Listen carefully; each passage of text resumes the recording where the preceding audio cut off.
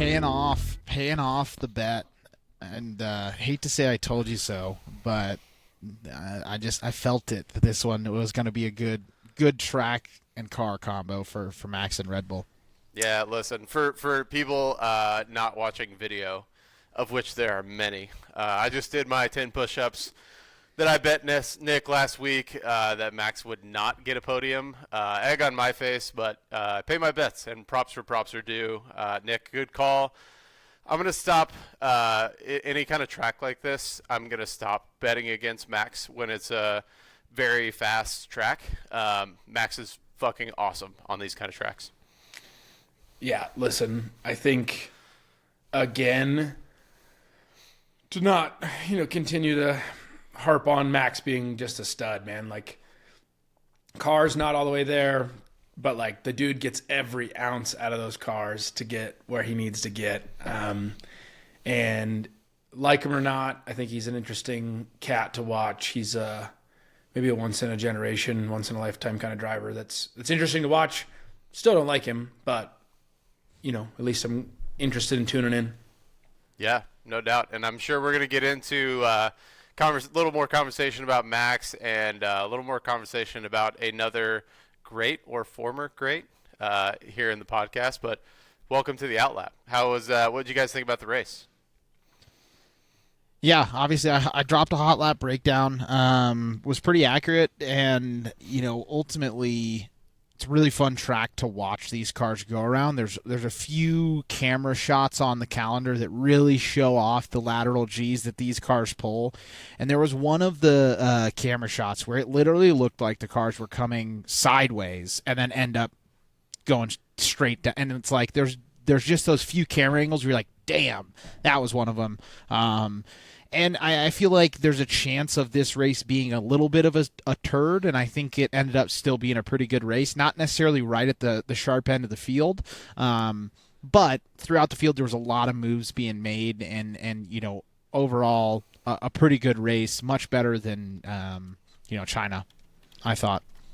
Yeah, I thought it was a overall good race. Like, we knew that getting out in front was obviously key, so quali was important, and then obviously super important into turn one, which we'll get into.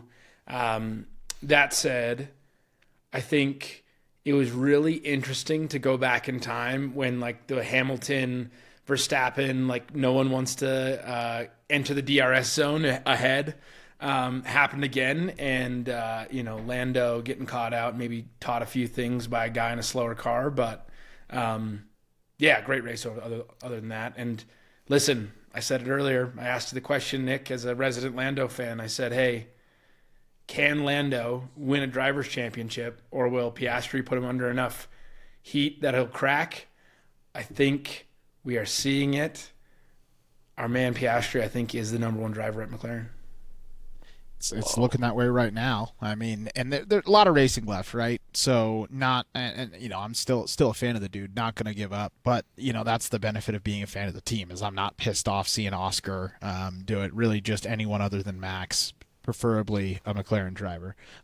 I'm getting a lot of from you, Nick. I'm getting a lot of vibes of that meme where the guy's wearing the happy face but is crying behind the mask.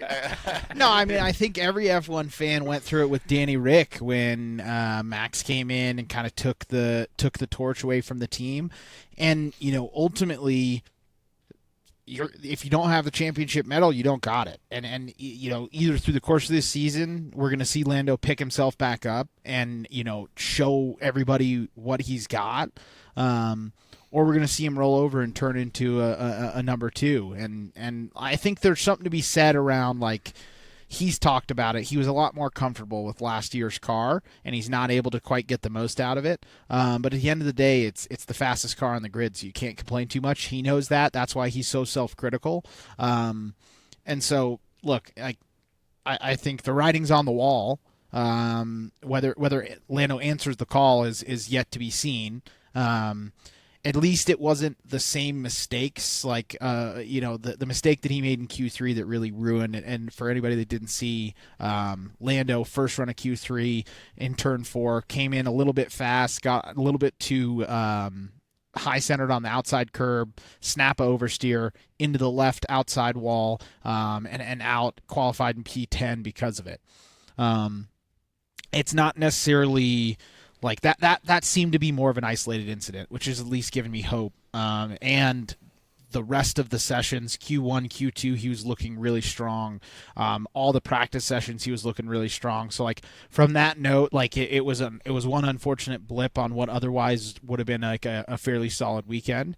And I think like had he not made that mistake, it really would have been like obviously very close between the two McLaren guys. But yeah, like I still back the guy. I think he's got it, but it's like there's more and more doubts that are. I talked about it last year, right? With all the mistakes that were made and stuff like that.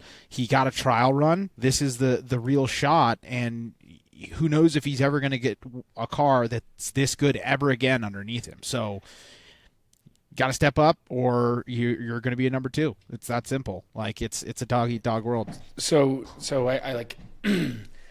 Miami coming up. We got a week break, then Miami.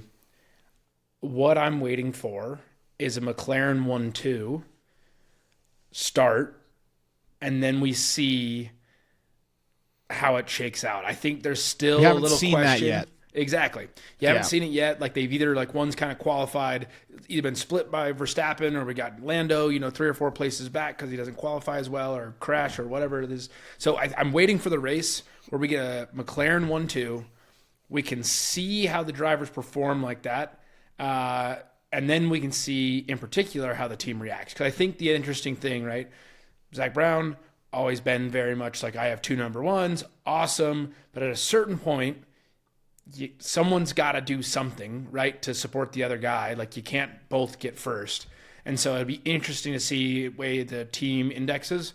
Now the cop-out thing to say is like whoever's in the lead will get it sorted, right? But who knows? I think if Max keeps pushing and putting pressure on him, obviously we're 1-2 here in the driver's standings as we bring it up. But yeah, I just want to see a 1-2 race. Hopefully Miami gives us that, where maybe we got Oscar and Lando on the front. On that note, Zach Brown in the post-race show was talking about how we haven't really seen a Lando versus Oscar battle, but in their mind, they're already talking about how it's inevitable. Like, and it really is. At some point, it's going to happen. The closest we got to it was Australia. They were running 1-2 for a good portion of that race. So it's going to happen. And my bit of like confidence in the way, and I can't remember if I talked about this with just some buddies talking about F1 or on the pod, but I like the way that actually McLaren is managing this, because when you allow for those like really large inter-team battles, it really starts to seed throughout the organization. It's not just the drivers. When you have one side of the garage undercutting the other, that starts to sow distrust, not just, at the top level of the 2 guys in the car, but then you have engineers that aren't sharing things across cars, and it really can just like be a detriment to the team. And I think this is probably a little bit tougher environment to win a championship in, where you're not getting that favored, treatment too, right? So it's always, I think, a little bit more impressive to do that. But, Zach already talked about it being inevitable, and I think it's going to be exciting to watch that. Me as a McLaren fan, I'm going to be chewing my nails to the absolute bone. But as of right now, it looks like it's going to be a pretty easy 1-2 decision. And we saw that decision made pretty late in the season last year, where they finally made Oscar roll over and help Lando. But Lando was unequivocally ahead by that point. So I don't know if it will ever get there this year, if there will be a big enough gap that they will let that happen. I don't know. Yeah, so I have the schedule pulled up here, and just thinking about when that battle may occur. Miami is obviously not like the most exciting track on the calendar. 2 thumbs down. Not super conducive to overtakes. But after that, other than Monaco and Spain, I mean, 6 of the next 8 races after Miami are awesome for overtaking. And yeah. I think at Imola, at Canada, Austria, Silverstone, Spa, and then the Hungaroring, like all of those are really, really good opportunities for them to clash. And I think we're going to get it kind of mid into the season. And who knows what happens until then. I think after Monaco, we'll have a pretty good idea of the way the Drivers' Championship is shaking out, and then we'll have 6 bangers of races back to back to back where they're probably going to be up in the front. Okay, one last thing on the Miami Grand Prix that I just cannot stand is it is like the carnival version of Monaco. Like they really tried, and it's just like, God damn it, guys, can we like Miami's at least cool enough? Can we not have boats in a parking lot with a fake water? It drives me nuts. I hate the track. That's all I'll say. We might touch on it later, but man, I hate that track so much. Is Miami cool though? Like if you're dude. as an American, like maybe this is different for Europeans or like people visiting America, but like if you ask me to name the top 20 coolest cities in the country, like I don't think Miami's in the top 20. Whereas like maybe the question's a little bit different. Maybe, hey, top 20 cities to host an F1 race in. That could be a little different. Vegas makes a list for sure, but I still don't know if Miami is up there. No. I mean, the other thing is too. You mentioned the track; it is literally in a parking lot. So it's terrible. It's better. It's better than historic parking lot F1 tracks. They had an absolute miserable Shout out one. Caesar's Palace. Exactly. Yeah. That's what I was going to bring up is the Caesar's Palace Grand Prix in like the 1980s. It was literally just like a bunch of switchbacks and then it went around the whole thing. It was terrible. So I'll give them credit. They at least made a better track design. But I'd rather see them like make a hodgepodge of actual street circuit, like put it on the streets the way Vegas did. I have a lot more respect for something like that than it literally is just going around the giant parking lot surrounding Hard Rock Stadium. Yeah. Well, if they end up with, I don't know when they do the track renegotiations, but maybe if they pick up another one, they could actually invest in like running this down by something. The one cool thing that I will say Miami does is the paddock is in the field, which is actually like a really cool vibe and a lot different setup. So like instead of the classic paddock being directly behind pit lane, all of the team hospitality suites and stuff are on the field in the stadium. So that's the one thing that I thought last year was actually pretty cool. Anyways. And that's terrible track segment from the Outlap there. Can we move on from Miami and talk about Jeddah? I know that we kind of briefly touched on it, but one of my favorite things about Jeddah is, and listen, there's a lot of bad things about Jeddah. Sharing my screen now to show the Alonso helmet design here, the contest that was won for somebody to design his helmet. Listen, there's a lot of bad things about Jeddah, but one of my favorite things that did happen with Jeddah, or does happen with Jeddah, is the razor thin margins. Like we saw this in Australia, quality was sick. You get to see cars like truly on the limit, and I think that did bleed over into the race with tire deg as well. There was some management, but because tire deg was so hard, like we got to see drivers really, really push for like 3-4 laps in a row, and that was sick. I love that, and it ended up being a really fun race. Even if it wasn't like the most unbelievable strategy or the most brilliant like overtaking race of the year, it is always super fun under the lights, and love seeing the walls right there next to the drivers. Yeah, so on quali, without harping too much on Lando, like just to like say my thoughts there, with a crash on your first run in Q3, it's just like he called himself a fucking idiot right away. Pretty accurate assessment. You got to get a banker lap in. You're not even really supposed to be. You're like maybe 95%, but you shouldn't be at the point where you're going to make a mistake and put the car on the wall on a banker. So that was like a very rookie mistake. But to be fair, though, Nick, they did. I think a couple cars went out early. But I think in Q3, because of the allocation, all the top teams were saving it for just one lap, if I'm not mistaken. So I don't really think that they were going for a banker lap, as far as I understand. Maybe I missed something. No, I think they did have another set of softs to put on Lando's car because Oscar was able to put in two. Actually, I think Oscar was able to put in two. Oscar was the only one that set a time on the before the red flag, but. All that aside, annoyed at Lando. Needs to step up. Wanted to shout out the 3 laps of the top 3 and how close it was. So first off, Verstappen pipped Piastri by 1/1000th of a second. the closest possible margin that F1 timing has. That is how close they were in qualifying. And it really felt like George, Oscar, and Max all put in damn near the perfect lap. And so that was just really impressive when you saw 3 laps like that in quick succession that were all just absolute. There was nothing left in them. Normally you get one guy that does that, not 3. Yeah, no, that was really impressive. Interesting thing I heard, right? So I think we know that this track, dirty air becomes a problem. Everyone was looking for clean air in like the race itself. But the interesting thing that I heard Albon say was that there's like a weird, and me and Nick were talking about this on Sunday after the race. Apparently, like because it's a high wall track and it's a little bit more narrow, there's a weird like almost like current that you can get in if you're like far enough back. It's like when driving in traffic that means that you don't have like all the downforce that you would have in a perfectly clean air environment, but it does allow for like I guess like a little bit different of a flow through those turns. And so Albon had made a mention of like he'd wish he had gotten more time in traffic to get more of a race feel.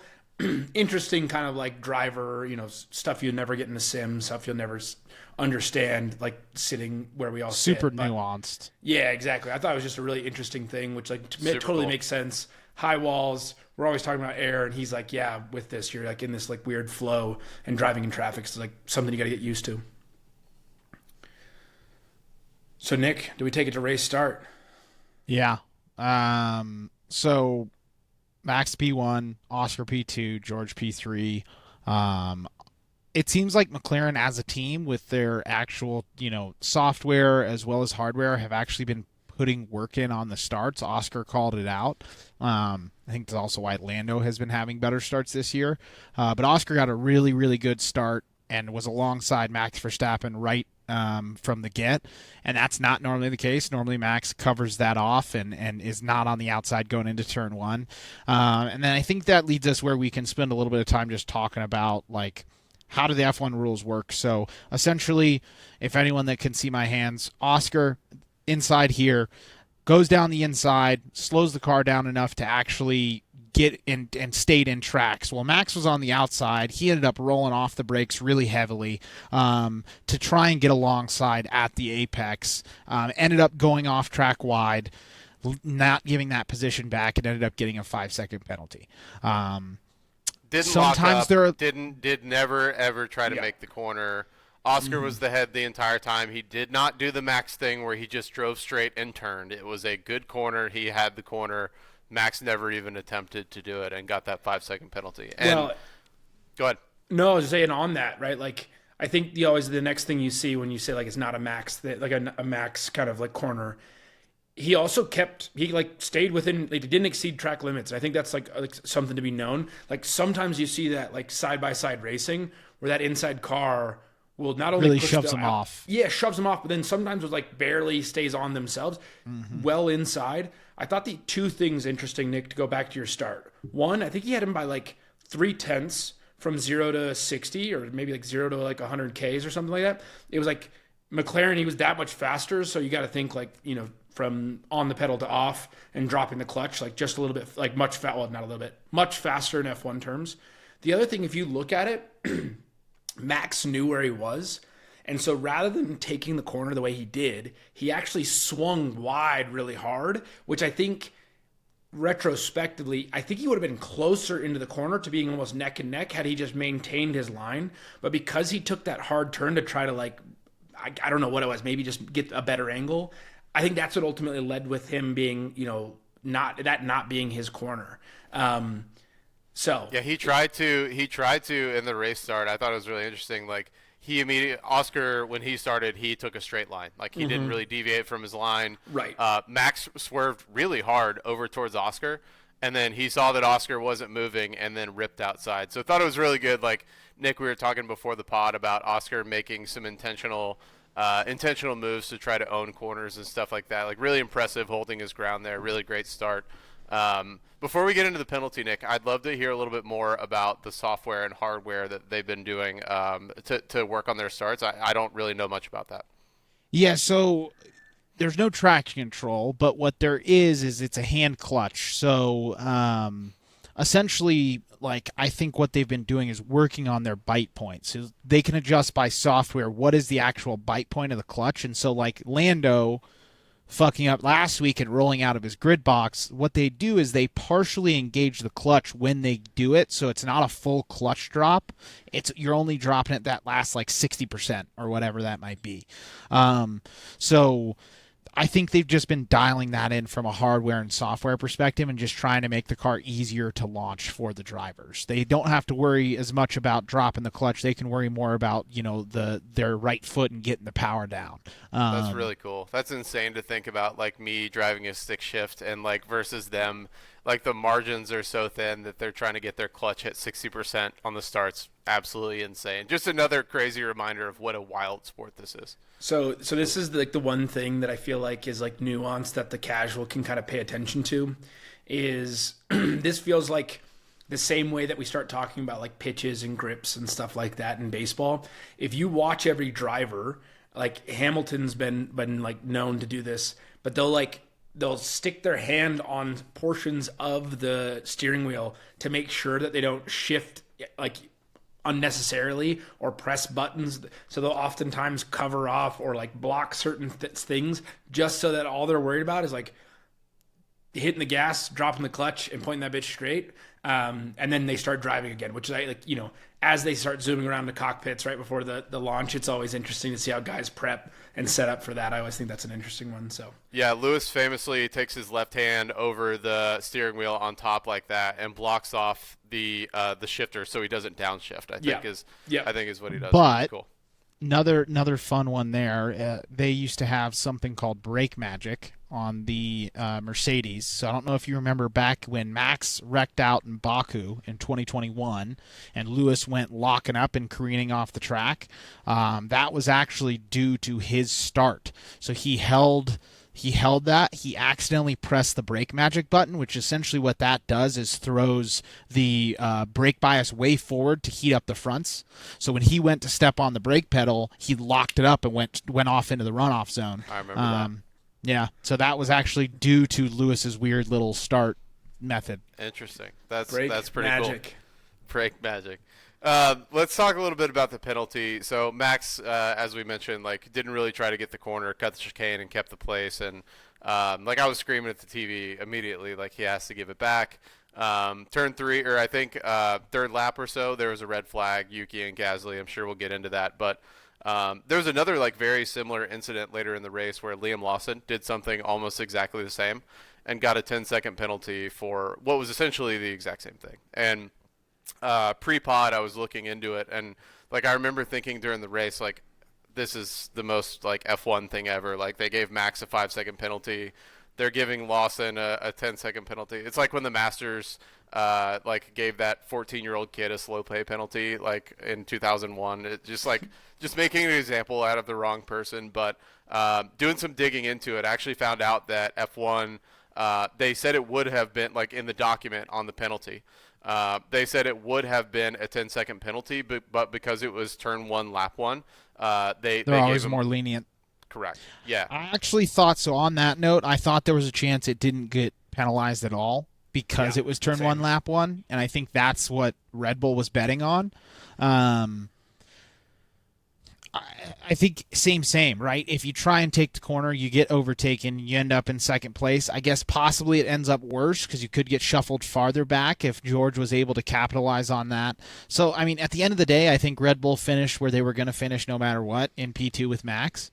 So I know they were really bitching and moaning afterwards. I think that's always going to be the case in any penalty. Every team is going to bitch and moan. I think Red Bull does a little bit more of it than most, but at the end of the day, I think that's the way that race was going to finish was Max behind Piastri. If he had not, went on that off-track excursion to keep the place. Yeah, listen, I think like you say that, and I think maybe the other way, right? It's like everything's if, buts, and maybes. But I think he gives that up. I think he went long on that first set of tires. I think he ran a really good race. I thought he was super clean. I think he might have had a better chance of doing some strategy work if he doesn't have to take a 5-second time penalty in the pit, which then led to like a 3.1 second or 3.3 second pit stop. So I don't know. I would have liked to see him give it back. I would have liked to see him, like race it. But then again, we just know how important that clean air is on that track. Interesting thing that we kind of like glossed over. Obviously, Yuki, Gasly getting into it, like good friends crashing out, both out of the race. But the restart is actually something I want to talk about. There's like levels to this game, I think, in F1.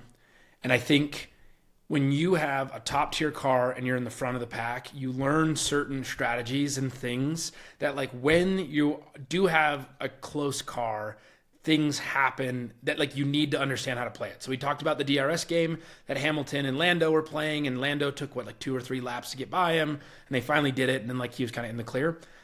The Max restart game that he always plays, I don't love it, but it is playing chess when everyone's playing checkers. The other thing that I thought, it's great. And the other thing that I thought was crazy is like on that restart, because it's a rolling start, we don't really worry about like reaction times for the most part. Like everyone's off of Max, and so it's like however fast we can react to Max and the cars in front of us.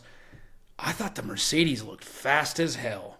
I thought the Mercedes, like, it's like if it's straight line speed, I don't know, like they might currently be one of the fastest cars out there, straight line, but like into the turns, obviously they have some work to do. But I thought it was pretty impressive, straight line stuff. But then again, Max just doing Max stuff, getting a late start, everyone's like chomping at the bit, and he always seems to time it perfectly. Where like the number 2 guy is like, Piastri just figuring, like he's just in between like acceleration, and he ends up leaving him. So he's so good at that. He mixes it up too. Like this particular time, like he was creeping around the last few corners into the restart, and like Piastri was like going up to the side of him. They were almost like three wide going into like the last thing, and then like Max started twitching a little bit. Oscar was like doing. I love when the car behind is heating the tires. It looks like a predator ready to pounce, but like Max just like did his thing and like caught a perfect timing. But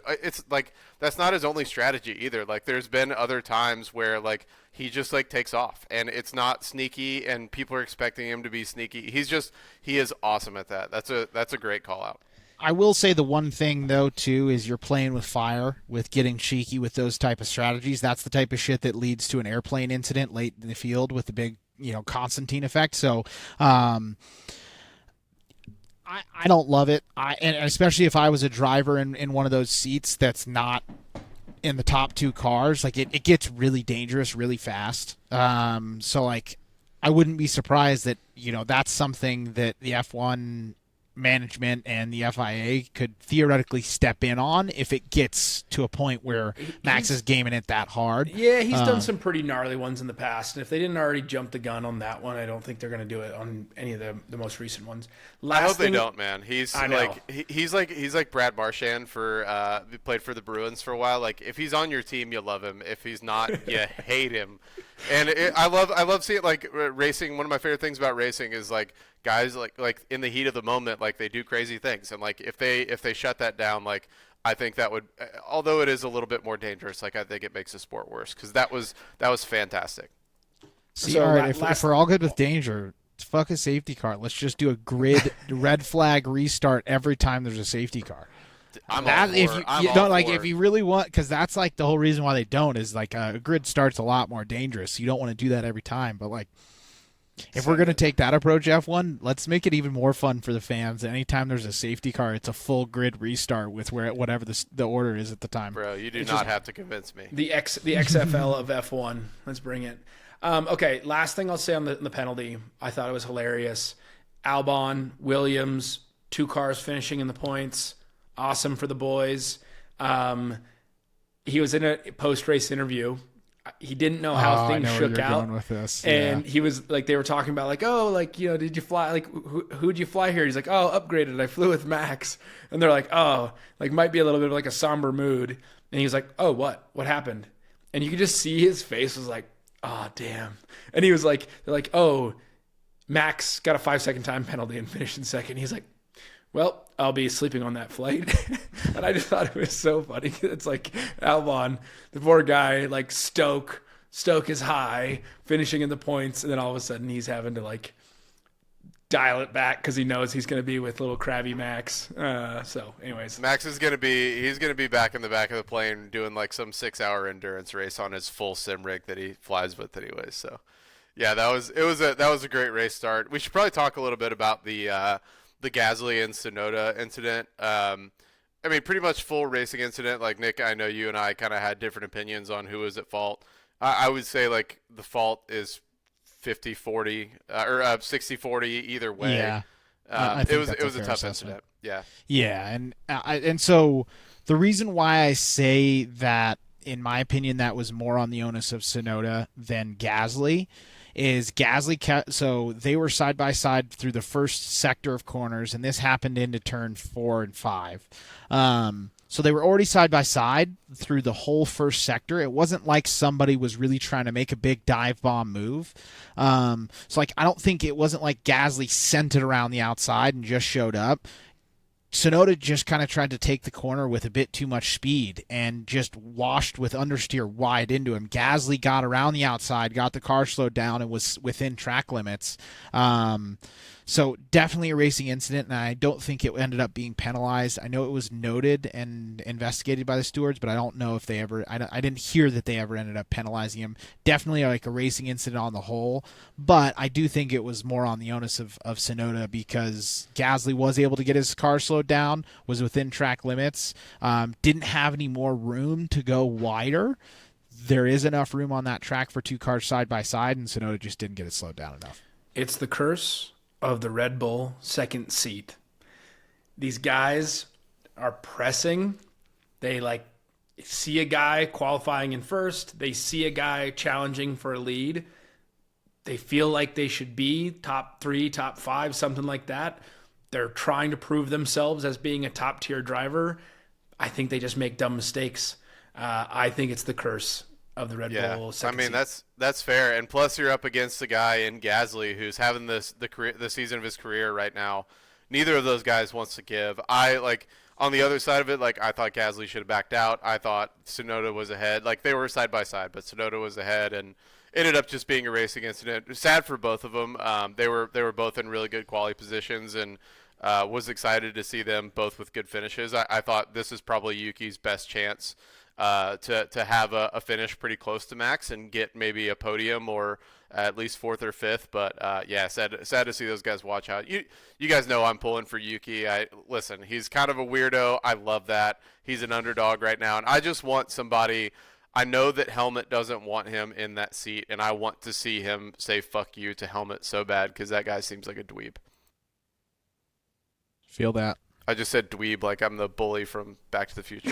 Sorry. You dweeb. We're 30 minutes into the pod, and we're not even into lap 20. But I mean, that was the majority of the race, though. Was in that lap one. To kind of I guess wrap things up. Lando ended up having a pretty good race overall. Was able to climb back up to P4. Thought it was a really good. We were talking about it during the race, Trav, but the going long strategy for Leclerc ended up getting him a podium, and he had a really big tire delta at the end of the race that was very evident. And Lando was trying to track him down, but just wasn't quite able to. But he went through George like a knife through butter. And then, Max it was really just roles reversed from the first stint to the second stint. Max was able to keep close with Piastri, but was never able to really ever challenge. It's kind of the same thing the whole first stint when Piastri was behind Max before he served his penalty. Some lessons learned from Lando, like you were talking about, like the little DRS battles between Lewis. That's again, those things where it's he should have been able to execute that. Max doesn't struggle getting through those cars the same way that Lando does. But like I said, on the whole, and I guess a lot of really good moves throughout the midfield. The midfield was tight, and there was a lot of moves going on. But in terms of the sharp end, there wasn't really any moves made between the top two. And then there was a little bit of an attempted battle for the podium that Leclerc ended up coming out on top with the tire strategy. I Yeah. will say, the current Hakeem Olajuwon huge nuts move of the year goes to Oscar around the outside on Lewis Hamilton. Yes, dude. Speaking of camera angles, oh my God, I rewound it live and watched that overtake. That was When so he sick. hits a dirty part of the track and starts kicking up dust, like all that craziness. Yeah. That was a send. That was a set. That was a beauty. Okay, so we talk a lot of trash on Ferrari, and normally it's not the driver that I think. It's normally like team and the things around Ferrari that honestly make Charles Leclerc and Hammy, do their things. 2 pit stops. We had a 2-1, 2.1, and a 2 flat. Two flat was nasty. That two was flat so good. Was crazy. Honestly, with some of the rules, I don't know how much faster they can go because I know they have like some delay lights or something like that. But no, like it's interesting to see the cars. Like I'm interested to see how Ferrari grows into this one. I think that's maybe what I've been saying for the last 5 years, 6 years of my fandom here is like, when will Ferrari show up? If they can keep putting together like the stuff that doesn't need engineering and it's just like race strat and like pit stops and stuff like that, then I think it's just a matter of like, I think Leclerc's got enough seat time. I think he continue to grow. I think you'll see Hamilton get more and more comfortable in that car. So it'll be interesting to see like that midfield, that 2, 3. It's not really midfield, All right, but like before we up and move back. on past Ferrari, hot take, I think they'd be much higher up the standings if they still had Carlos. Can I give you guys a stat? Hit me with it. Carlos Sainz has finished ahead of Lewis Hamilton for 2 races in a row. I think it's time to In a talk a Williams. little bit in a Williams. I think it's time to talk a little bit about Lewis. Friend of the pod, recent guest Matt McKinney texted me during the race, and he said, "When do we start worrying about Lewis?" It was last year when I hate George to say beat I him. told you so, but yeah, I called that shit last year. And then the biggest thing for me with him was the self-doubt talk that you've never heard ever come out of his mouth in his entire Formula One career. And there was multiple weekends last year when he was still in a Mercedes and he's like, I'm just not fast enough. And so like that's where the alarm bells really started dinging for me. Like maybe he doesn't quite have it at the same level. And I did feel like Charles was a little bit higher tier driver than George, and this is panning out just about how I expected. That it's not like Lewis is a tenth off; it's like Lewis is 4 or 5, 6 tenths off. Like he's nowhere close. It's unfortunate. Obviously, he had that really good race in the sprint race in China, but other than that, the dude's been a half a second off the rest of the year. I think you talked about it last time, Trav, how much stuff just happens off the track. I think the microscope is on Hamilton to try to make Ferrari better, like from a appearance perspective. I wonder how much that's like kind of like dealing with the 6 inches between his ears kind of thing. I honestly think, guys, listen, Rory won a Masters, a lot of self-doubt there for a while, made it happen. I think by the end of the year, we see Lewis Hamilton win a Grand Prix in a Ferrari. I think that's fair. I think he'll put it together. I think he'll get his ass in that seat enough that he'll get comfortable.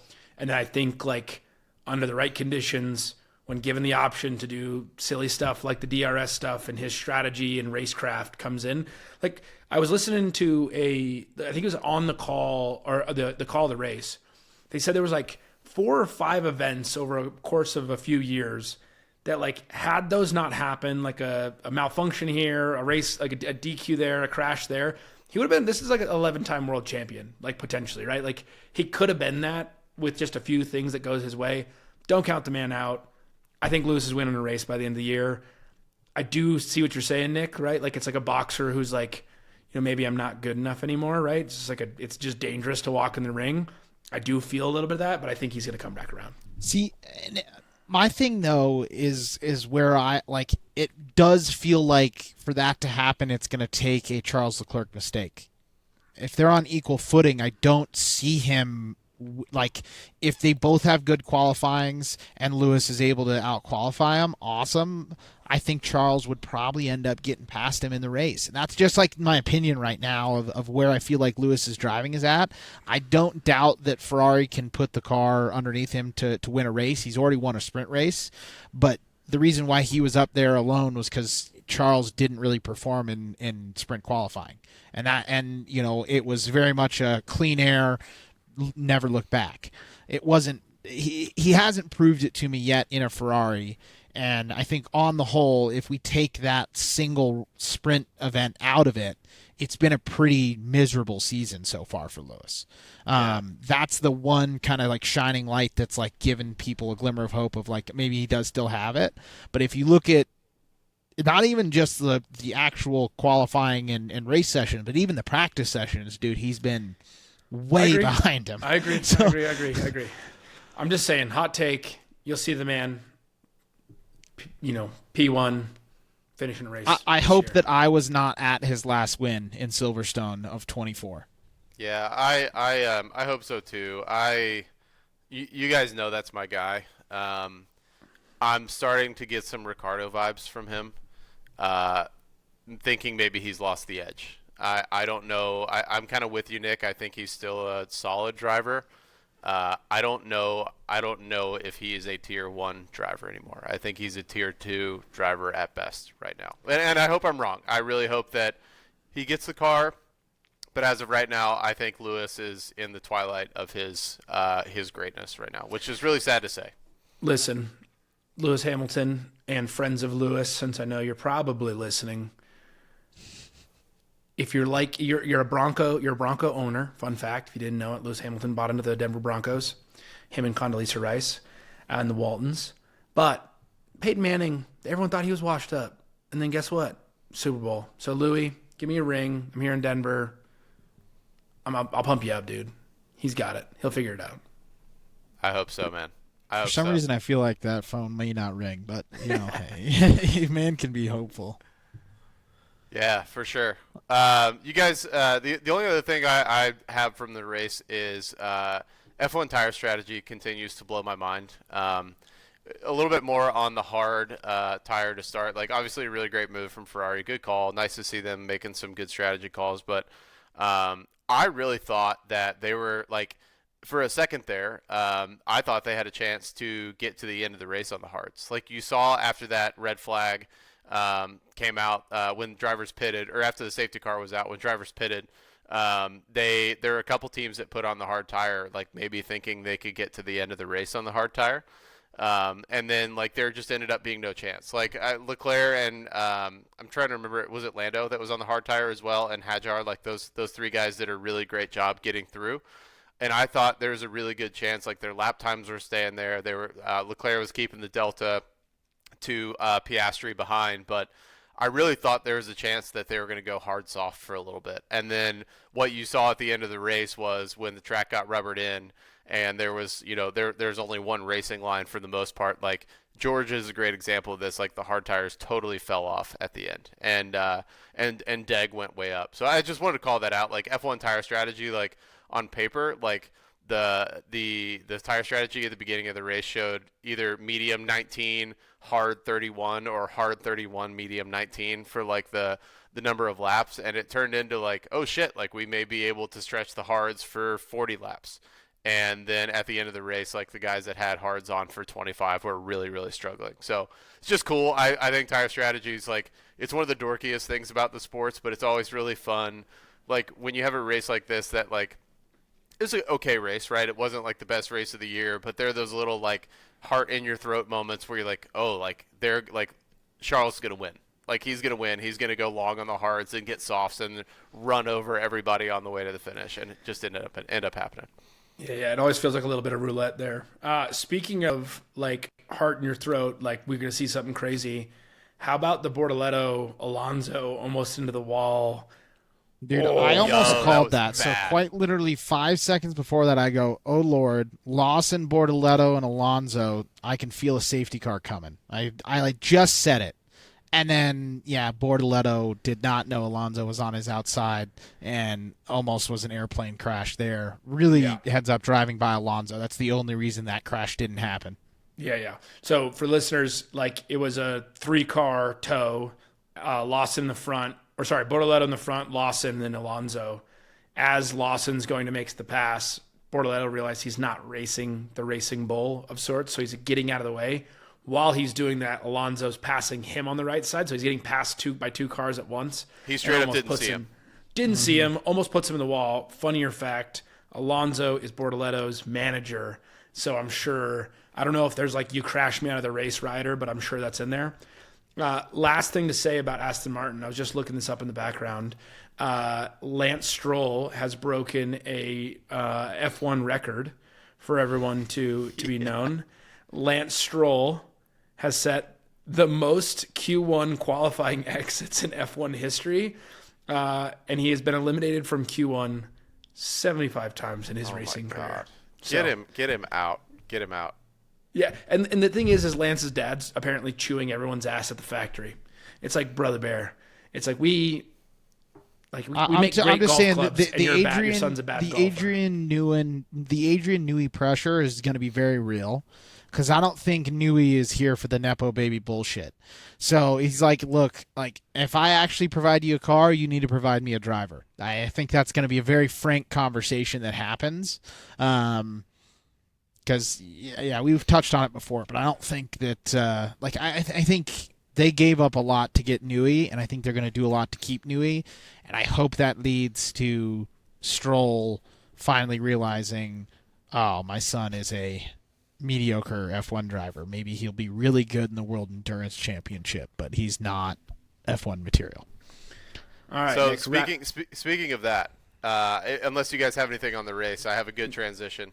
No, I just think if we could just wrap it up, right? Oscar 1, Max 2, Leclerc 3, and then we got, I guess, anything else notable? Maybe the Williams 8-9 finish? I think Lando climbing from P10 to P4, that was a big answer, right? Like he definitely had a chance to just sit there in 10th and not. He needed to get close to the podium if he wanted to keep any chances of him being in the conversation of number one at McLaren alive. For sure. So a couple fun trivia questions for you guys in terms of driver standing. So we brought up Lance Stroll. Can you all name the 4 drivers to not score points yet this year? It'd be Bortoletto. I guess Lawson. One. Yeah. Lawson. Lawson. Yeah, Lawson would be number. Hulkenberg got points, so I don't think it'd be Hulkenberg. He has 6 points. Ocon, no, Haas had a double points last week. Ocon has 14. Sneaky. Yeah. Yep. Yuki. No, Yuki got points in the Red Bull and the. Yuki has 5. So you said there was 4. We named 2. Yep. It's not any of the top teams because all of those teams. Alonso. Fernando Alonso is number 3, and then Liam Lawson, and then Jack Doohan is number 4. But just wanted to call that out. Would have gotten there eventually. Wild. Yeah, Lance Stroll has 10 points, and Fernando Alonso has 0. So it's just something. I talked about it on the pod. He did have a first couple races were actually pretty solid. Partially was Fernando having to retire the car, but like Lance didn't bin it, so I did give him a little tip of the cap. But the last few races he's just settled right back into where he belongs. Yeah, so the other thing that I wanted to bring up on the points segment, and this is before the race this past weekend, but before Jeddah, can you name the 5 drivers that had consecutive points finishes in the first 3 races? Lando, George, Leclerc. No. Piastri. Lando, George. Nope. Oh. Yeah, Piastri would have as well because he was able to be in 9th. Kimi. Max. And Kimi Antonelli. And Ollie Behrman, folks. Ollie Behrman had 3 consecutive points finishes to start the year. I just wanted to give him a big shout out. He's having an awesome year. Listen, he's only got 6 points, but he's killing it. Him and Hadjar have been really impressive so far this year. We talked about it, though, but handily beating his teammate. That is a known quantity of a solid F1 driver. Handily beating him as a rookie is impressive. Really, really cool. And then, obviously, Kimi is crushing it. So, just wanted to give those guys a shout-out. I thought that was a really cool stat that Ollie had consecutive points finishes in his first 3 starts in a fucking Haas, which is crazy. Yeah. Okay, so the only other thing that I had on my docket is there's been a lot of talks about power units in 2026. Have you guys seen any of the stuff going around right now? Major concerns with the amount of battery that is going to be used in the 2026 power units. The FIA, I think, got the teams together this past week to talk a little bit about like potentially changing the engine regs for 2026. This is not sneaking up on the FIA. Christian Horner very famously 2 years ago, when they were just starting to develop these cars, he was like, guys, we're going to run out of power down the straights at high power tracks. So, the Monza, obviously, Monza is a big one. Jeddah is another one. And then Suzuka is another one. But the teams are essentially saying right now that they are literally going to run out of power down big straights in 2026. That's been popping up all over the place right now. So just wanted to call that out as like pretty fucking concerning for 2026. Well, that's honestly, Trav, what has led to the whole V10s or V8s conversation, because they've realized that. But at this point, their goose is cooked for 26. The only thing that I heard that they were talking about doing was changing the allotment. So the regulations were supposed to be 50% electric power, 50% internal combustion power. Apparently, they're going to be swinging that more towards internal combustion to try and reduce, and what that's called is clipping, when they have to reduce the electrical output at the end of straights. And the other kind of nuance there as well is, think about right now, they're able to optimize the battery and they don't actually have to spend time charging the car. But they were talking about how they're actually going to have to optimize run plans and sessions around making sure the car actually goes out with full battery, because it uses so much it's not able to harvest enough to just get itself charged again. So that's kind of like another nuance where we could maybe see things like qualifying sessions or practice sessions being longer to allow for the teams to have time to charge the cars. Nick, how do you feel? Like, obviously it's early, and like that's the thing with new regs, is like you don't really know until the season starts. But if you had to guess in terms of like the race, does that create more intrigue in the race, or is it more boring because drivers are having to charge their battery so much? I think it's a double-edged sword. Like it can definitely be interesting, because that's a level of technology that these teams can develop and get a good like step up on. So like that battle could be interesting to watch. But I don't think anybody wants to watch a Formula One car not be able to drive as fast as they can. Everyone just blinking and harvesting the entire race. My thing, Trav, on some of these engine regs, like, it presents a wrinkle in the game that, once figured out, will only make, like, reason why we all love F1 is they are the fastest cars that turn the way they do and race the way they do. To slow them down at all, it literally reminds me of like the wildcat of sorts in the NFL, where it was like, it was cool until it was very not cool, and people were just like, this sucks, we're not doing this, and we've optimized the team for like a completely antiquated like offensive strategy. I think that would kind of honestly bleed over into F1, where it's like, okay, it was fun while people were starting to do battery strategy and tire strategy and race strategy and all this stuff, and now it's just like, we're going slower, track times are dropping, whatever it is. So I'm all for greener, more renewable ways to make motorsports happen, but if we don't have Zapowa, then I don't want it. Yeah. I just want our oil daddies to be happy. I shout out to my favorite company, Aramco. Favorite company, Aramco? I don't think those are words that have ever been spoken. Lest we forget Valvoline. Yeah.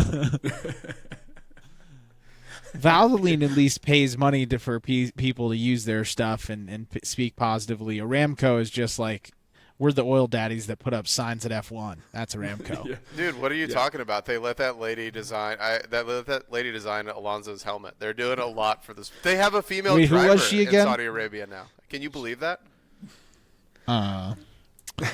All right, let's move Sorry. on. let's move on before we get ourselves fucking canceled. We lost our subscriber. It's over. Oh no! All right. Well, I think that wraps things up. That was a fun race. Listen, it's always cool to see F1 cars under the lights. We got Miami next week. After a break. Yeah, 2 weeks. Yep. Whatever, dude. We got Miami in 2 weeks after a break.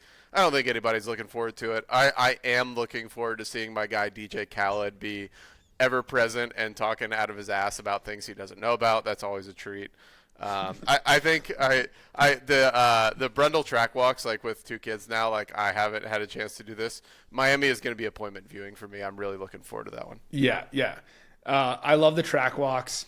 I always love that the next most interesting thing is the cost of food at the Miami Grand Prix to make fancy people eat lobster in a parking lot. Like it's for hundreds of dollars is always enjoyable. But yeah.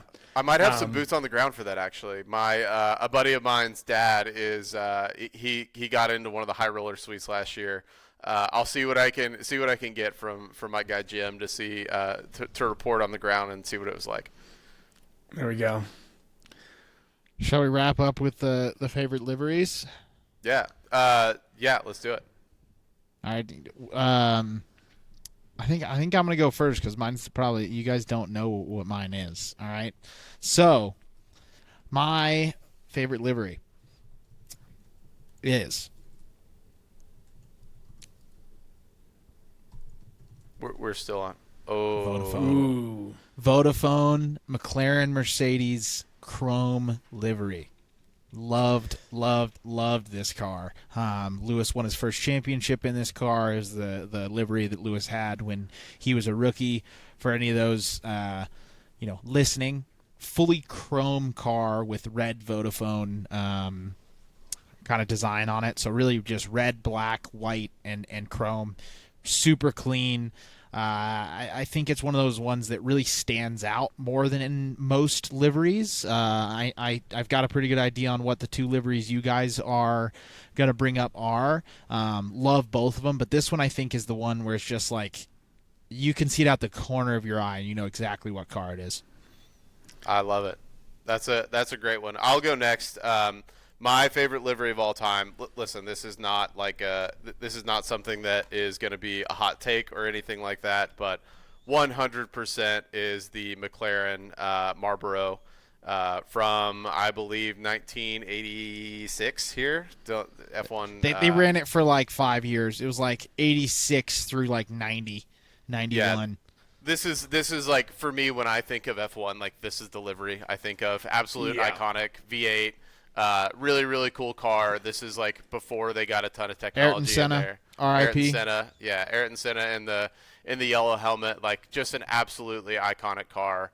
Obviously, like on the track, but just one of the most beautiful. Also, another one that I had on here was the skull livery. I loved when companies could use tobacco as what, like, just cool logos. I don't know why. And then my honorable mention is the 2024 Williams Komatsu. The Duracell battery. First of all, the blue looks great.